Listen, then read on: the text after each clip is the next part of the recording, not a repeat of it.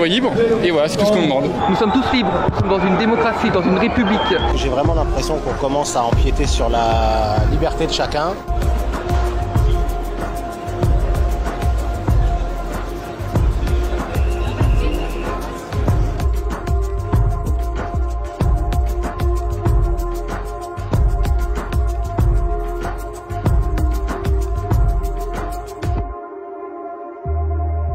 Ça veut dire qu'on est libre dans la limite de ce que nous impose le fait de vivre en société. Et cette ligne de partage entre ce que l'on peut faire de notre côté et ce que l'on ne peut pas faire, parce que sinon ça nous empêcherait de vivre ensemble, cette ligne de partage, elle est définie par la loi.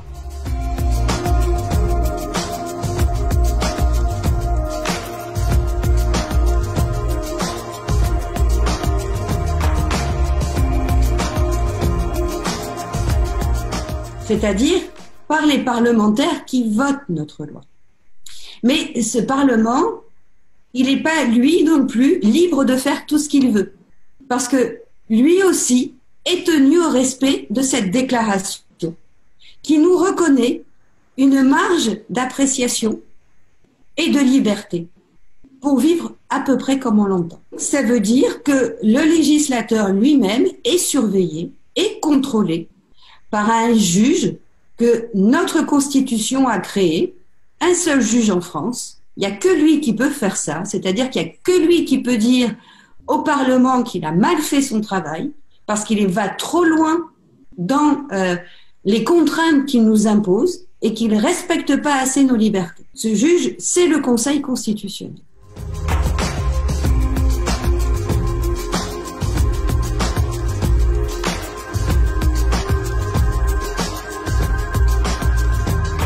En réalité, à chacun de votre sentiment d'être libre, vous oubliez qu'à côté, vous avez une restriction. Par exemple, la liberté de déplacement avec un véhicule. Eh bien, cette liberté, vous ne l'avez pas. Vous ne l'avez que lorsque vous avez un permis de conduire. Et puis, quand vous prenez votre véhicule, vous ne pouvez pas rouler à la vitesse que vous voulez. Vous ne pouvez pas rouler à gauche ou à droite. Qu'est le code de la route? Des restrictions de notre liberté. Dans quel but? Eh bien, d'assurer la sécurité de chacun d'entre nous et appliquer les mêmes règles à tout le monde. Le désaccord qui existe aujourd'hui, finalement, montre que nos libertés fonctionnent très bien.